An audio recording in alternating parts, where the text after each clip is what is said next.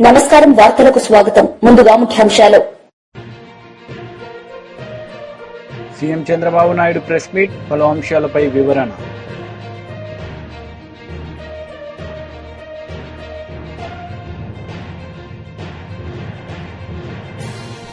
సంధ్య theatre ఘటనపై స్పందించిన deputy CM Pawan Kalyan, పలు అంశాలపై వివరణ.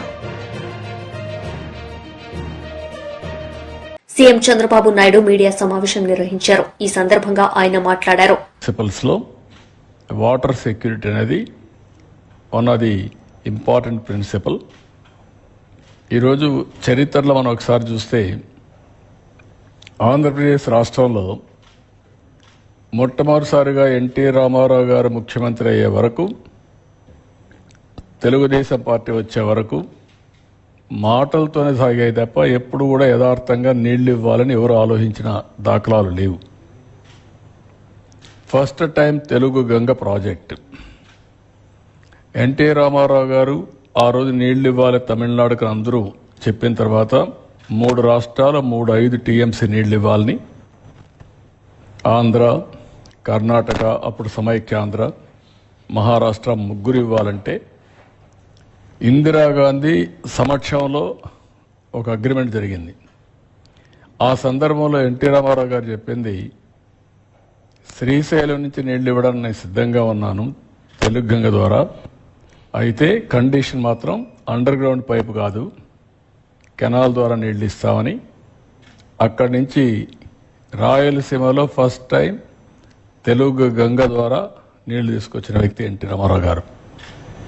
ఈరోజు ఏ ప్రాజెక్టులైనా మీరు తీసుకుంటే అటు తెలంగాణ కానీ మిగిలిన రాష్ట్రంలో కానీ 90% ఆఫ్ ది ప్రాజెక్ట్స్ తెలుగుదేశమే స్టార్ట్ చేసాం, తెలుగుదేశం పార్టీనే పూర్తి చేస్తున్నాం. గండికోట కావచ్చు, లేకుంటే సోమశిల కావచ్చు, కందలేరు కావచ్చు. సోమశిల అయితే ఎక్స్పాన్షన్ ఎన్టీ రామారావు గారు పెట్టింది. ఇలాంటి అనేక ప్రాజెక్ట్స్, లిఫ్ట్ ఇరిగేషన్లు కానీ ప్రాజెక్ట్స్ కానీ ఇవన్నీ ఆ రోజు చేశాం. తర్వాత 2014 బైఫర్కేషన్ సమయంలో కాంగ్రెస్ పార్టీ పోలవరాన్ని నేషనల్ ప్రాజెక్టుగా పెట్టడం. అప్పుడు నేను కూడా ఆలోచించిన తర్వాత ఆ రోజు కూడా మీరు చూస్తే మేజర్ డెసిషన్ తీసుకొచ్చాం. 7 మండలాలు తెలంగాణలో ఉండే మండలాల్ని నేను ఎన్నికైన వెంటనే ప్రధానమంత్రి గారికి చెప్పి, ఈ 7 మండలాలు మాకు ఇస్తే తప్ప నేను ప్రమాణ స్వీకారం చేయను, ఇది ఇవ్వకపోతే 2 రాష్ట్రాలు ఉంటాయి, మళ్ళీ పర్మిషన్ అంటే పర్మిషన్ రాదు, సబ్మర్జెన్స్ వస్తుంది, దీంతో ప్రాజెక్టు పూర్తిగా నిర్వీర్యం అయిపోతుంది, పేపర్ మీద ఉంటుందని చెప్పి గట్టిగా చెప్పి, చరిత్రలో మొట్టమొదటిసారిగా మీరు చూస్తే 7 మండలాలకు ఇవ్వడానికి ఒక ఆర్డినెన్స్ తీసుకొచ్చి ప్రెసిడెంట్ ఆఫ్ ఇండియా సంతకం పెట్టిన తర్వాత పార్లమెంటు సమావేశాలు పెట్టారు ఎంపీలు ఇంట్రడ్యూస్ చేయడానికి. అది తెలుగుదేశం పార్టీ చరిత్రలో ఒకసారి చూస్తే, ఆంధ్రప్రదేశ్ చరిత్రలో వివిధ సందర్భాల్లో ఇవన్నీ చేయడం.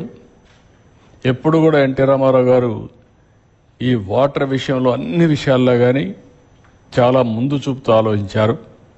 అదే మరి తెలుగుదేశం తర్వాత నేను కూడా అనేక ప్రాజెక్టులు, వెలుగొండ ప్రాజెక్టు కూడా నేనే ఫౌండేషన్ వేశాను. అలాంటిది ఈరోజు మళ్ళీ నేను వచ్చిన తర్వాత దాన్ని పూర్తి చేసే పరిస్థితికి వస్తున్నాం.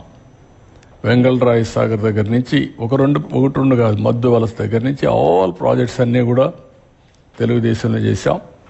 ఉత్తరాంధ్ర ప్రాజెక్ట్స్ అన్నీ, తోటపల్లి నేనే ప్రారంభించాను, మొన్న వస్తే నేనే పూర్తి చేశాను.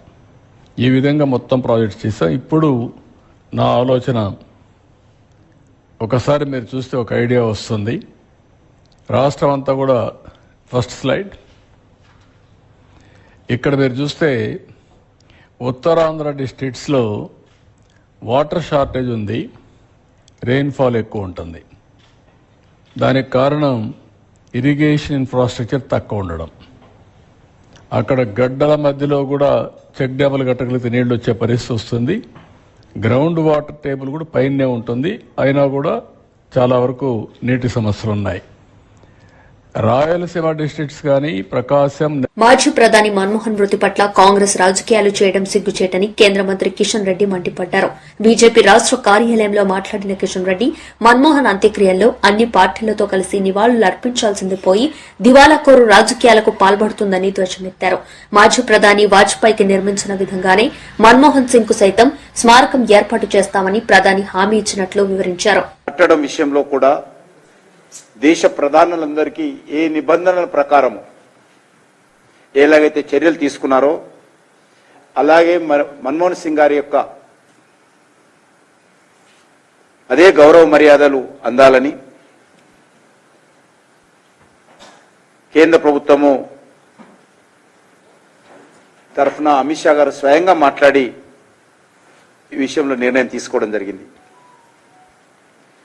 కాంగ్రెస్ పార్టీ రాజకీయాలకు అతీతంగా అన్ని వర్గాల ప్రజలు అన్ని రాజకీయ పార్టీలతో కలిసి ఐకమత్యంగా నివాళులు అర్పించాల్సినటువంటి సమయంలో రాజకీయాలు చేయడము కాంగ్రెస్ పార్టీ యొక్క దివాలాకోరుతనానికి అద్దం పడతా ఉంది. ముఖ్యంగా ఇటీవల కాలంలో రాహుల్ గాంధీ ప్రతి విషయాన్ని రాజకీయం చేయడము, ప్రతి విషయంలో దుందుడుకుతనంతో వివరించడము, చివరకు బోర్లా పడడము ఆయనకు అలవాటైపోయింది. కానీ ఇలాంటి విషయాల్లో ఇతర విషయాల్లో రాజకీయాలు చేసి బోర్లా పడితే అది మీ పార్టీకి నష్టం కావచ్చు. కానీ ఒక మహానుభావుని విషయంలో కూడా ఈ రకంగా దుందుడుతనంతో వివరించడం ఏదైతున్నదో మరి అందరూ బాధపడ్డ విషయాన్ని సందర్భంగా మనం వేస్తున్నాం.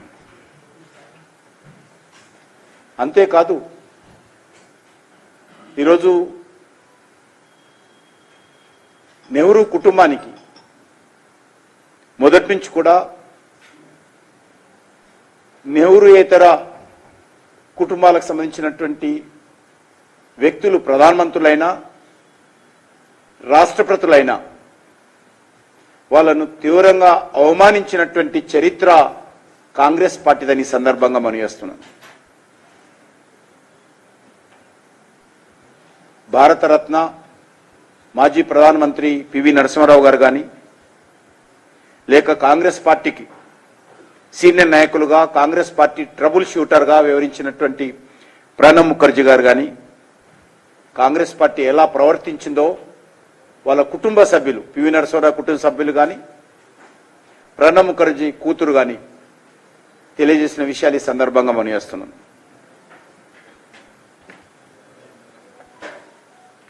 అలాంటి పార్టీ ఈరోజు మన్మోహన్ సింగ్ గారి యొక్క విషయంలో కూడా రాజకీయం చేస్తూ మొసలి కన్నీరు కారుస్తా ఉంది.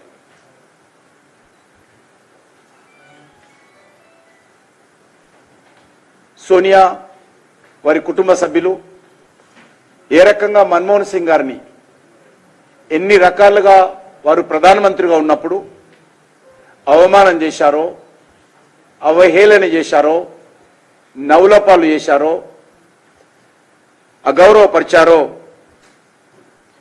మనకందరికీ తెలుసు.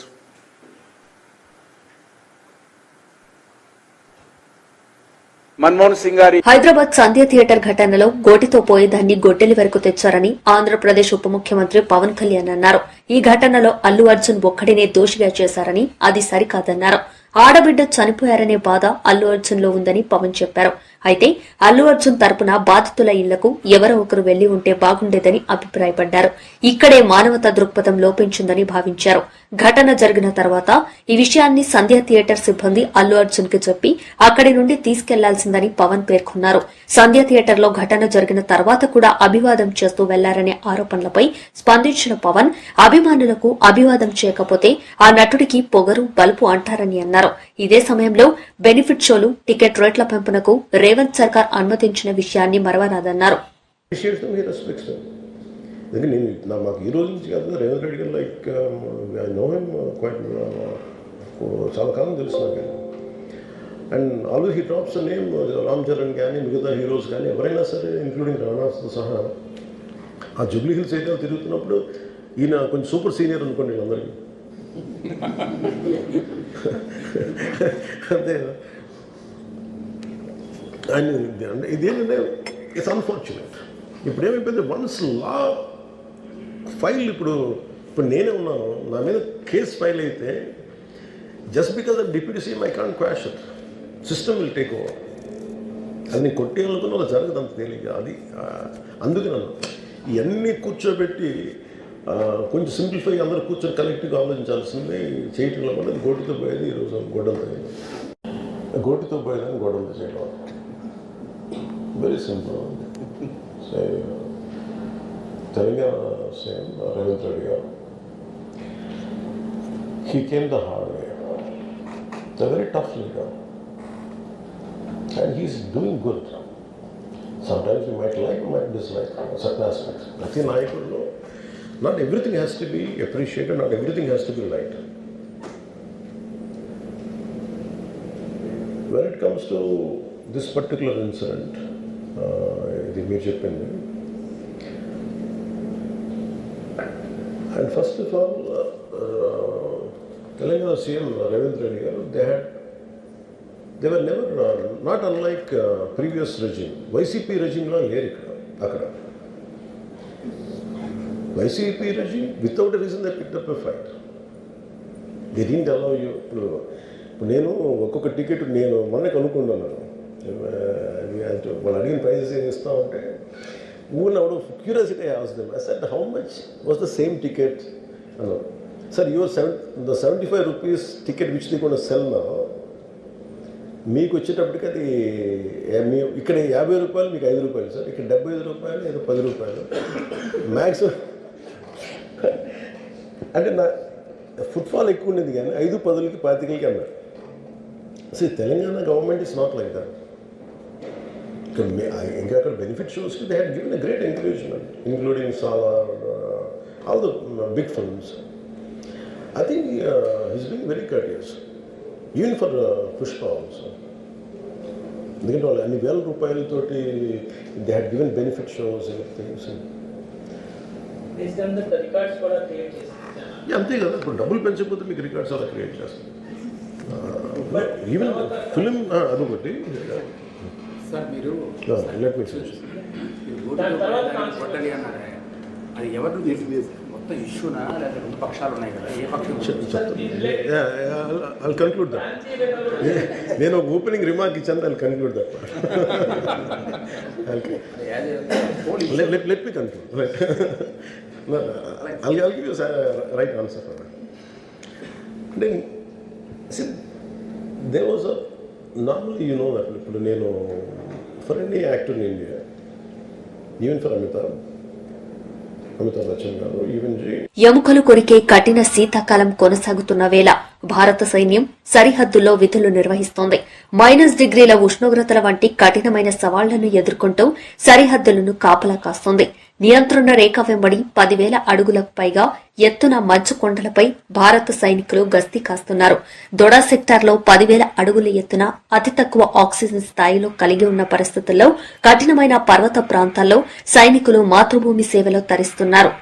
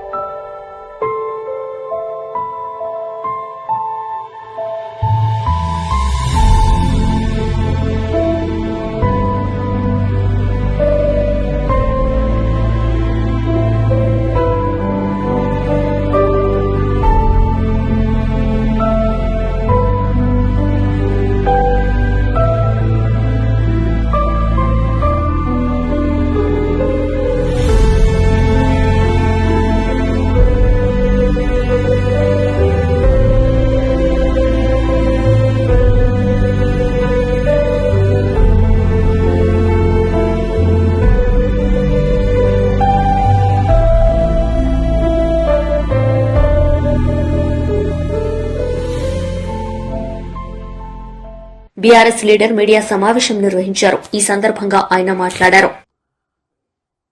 కోమటిరెడ్డి వెంకటరెడ్డి గారు దుష్ప్రచారం చేస్తూ ఉన్నారు.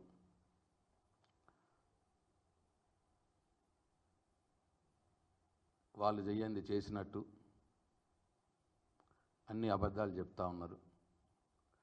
వాస్తవాలు ప్రజలకు మీ మీడియా ద్వారా తెలియాలని చెప్పి ఈ పత్రికా సమావేశం పెట్టడం జరిగింది. గత సంవత్సర కాలంగా మనం గమనిస్తుంటే అబద్ధాలు చెప్పడంలో ముఖ్యమంత్రి గారు, మంత్రులు ఒకరికొకరు పోటీపడి మరీ అబద్ధాలు చెప్తున్నారు, ప్రచారం కూడా చేస్తూ ఉన్నారు. వీళ్ళు చెప్పే అబద్ధాలు ఎట్లున్నాయంటే అబద్ధమే సిగ్గుపడేటట్టు ఇవాళ వాళ్ళు అబద్ధాలు ఆడుతూ ఉన్నారు. కేసీఆర్ గారు చేసిన పనులను తామే చేసినట్టు గొప్పలు చెప్పుకుంటూ ఉన్నారు. ఇది ఎట్లుందంటే మందికి పుట్టిన బిడ్డని ముద్దు చేస్తూ మాకే పుట్టినట్టు డ్రామాలు ఆడినట్టు ఇవాళ కాంగ్రెస్ ముఖ్యమంత్రి రేవంత్ రెడ్డి గారు, అట్లాగే మంత్రులు, ముఖ్యంగా మా కోమటిరెడ్డి వెంకటరెడ్డి గారు చేస్తూ ఉన్నారు.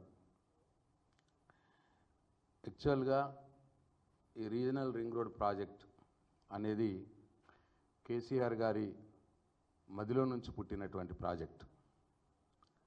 ఈ ప్రాజెక్టు వారి యొక్క మానస పుత్రిక. ఈ ప్రాజెక్ట్ కోసం వారు ఇంజనీర్లతో, స్టేక్ హోల్డర్స్తో, ఈ హైదరాబాద్ చుట్టుపక్కల ఉన్నటువంటి నాయకులతో అనేక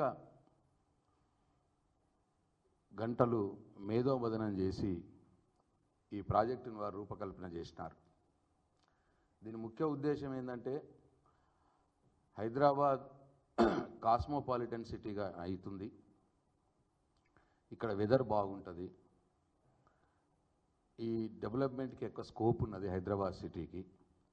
అట్లాగే హైదరాబాద్ నుంచి 100 కిలోమీటర్లు రేడియస్లో ఉన్నటువంటి ఇతర జిల్లాలు కూడా, మెదక్ కావచ్చు, నల్గొండ కావచ్చు, మహబూబ్నగర్ కావచ్చు, రంగారెడ్డి కావచ్చు, ఈ జిల్లాల్లో కూడా ఉన్నటువంటి సెటిలైట్ టౌన్స్ కావచ్చు, ఆ ప్రాంతాలు కావచ్చు, డెవలప్ కావాలి.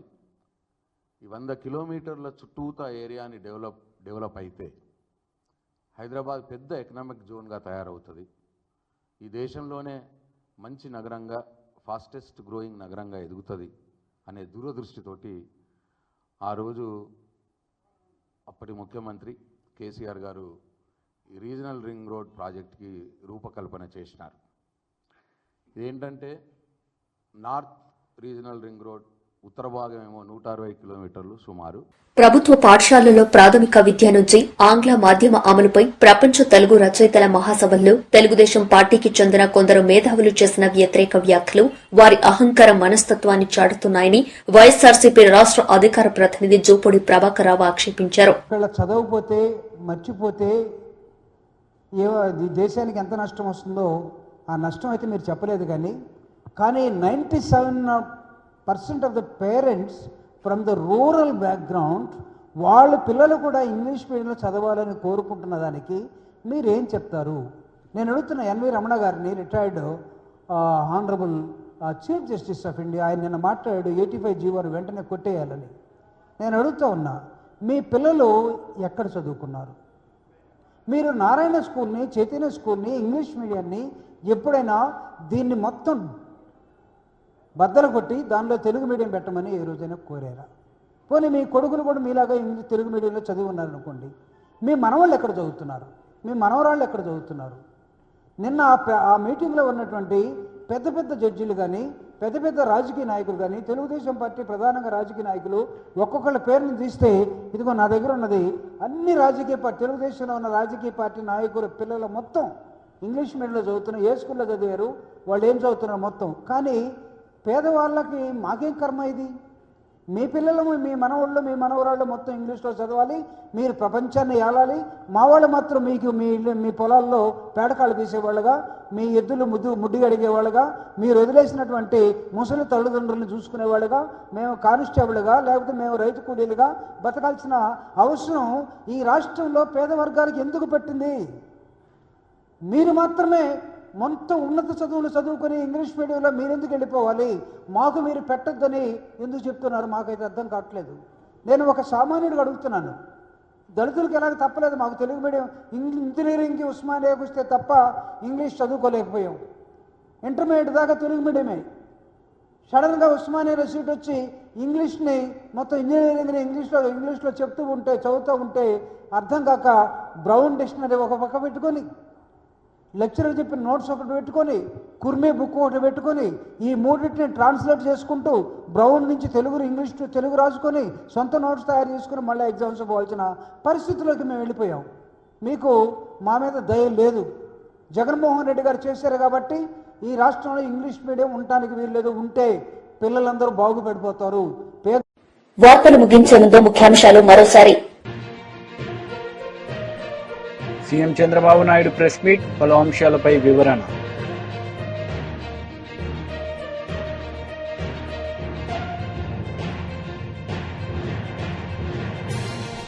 సంధ్య థియేటర్ ఘటనపై స్పందించిన డిప్యూటీ సీఎం పవన్ కళ్యాణ్, పలు అంశాలపై వివరణ. ఈ వార్తలు ఇంతటితో సమాప్తం. తిరిగి ప్రసారమయ్యే వార్తల్లో మళ్ళీ కలుద్దాం. అంతవరకు సెలవు. నమస్తే.